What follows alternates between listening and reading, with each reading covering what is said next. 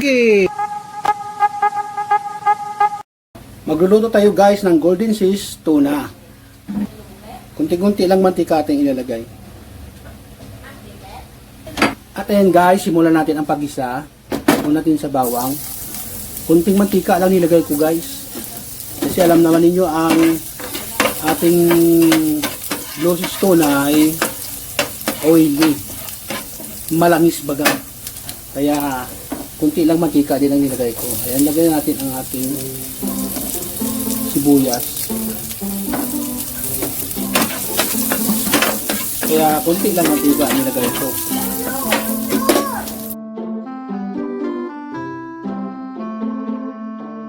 Ang ating ilalagay, dagdag pampalasa. Ayan, naglagay ako ng granules para pandagdag pampalasa. Hayaan mo natin na marinate dyan. At syempre guys, ilalagay din natin yung kanyang sabaw. Kasi ang sabaw niyan ay masustansya din. Ayan, sama na natin pagpakulo dyan. Sayang, tatapon natin ang sabaw. Diba? Napaka-importante ng sabaw sa ulam. At ayun na guys, nakulan ng ating process tuna guys. Ilagay natin yung kunting patatas. Manipis lang yung patatas ko guys, huwag kayong mag-alala, madali lang yan maluto.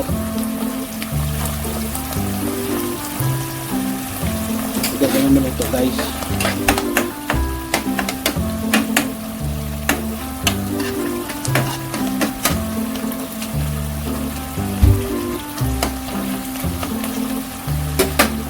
Ilagay na rin natin yung ating hotdog.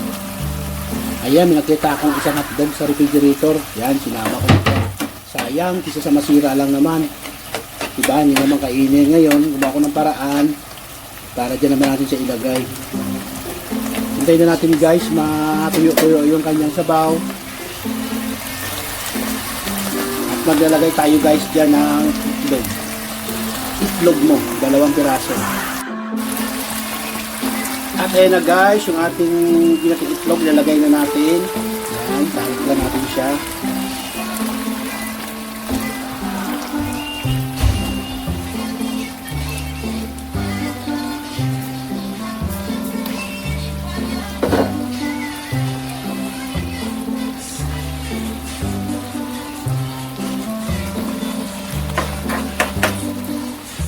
Ayan na guys, luto na yan siya guys. Hindi ko na siya haluin guys. Hintayin na natin hanggang sa matuyo siya.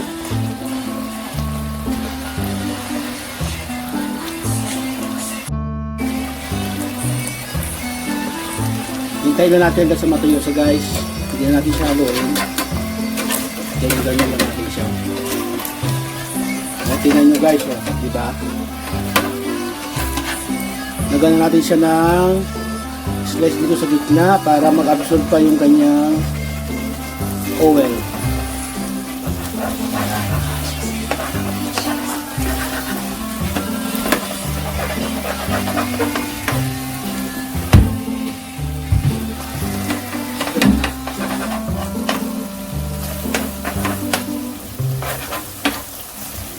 Ayan guys, luto na yun siya guys. Ayan, di ba? Alam mo, pizza yung niluto ko, di ba?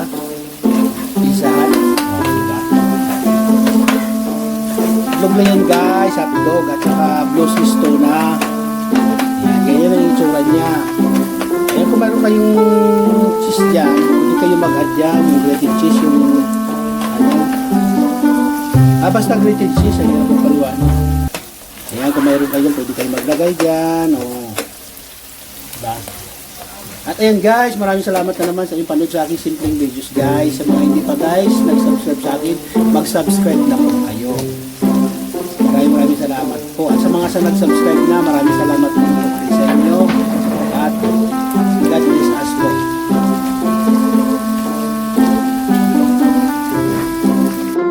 At ayan guys, kuha tayo ng isang slice para sa akin. Ayan. Ayan. Tapos lang sila gaya.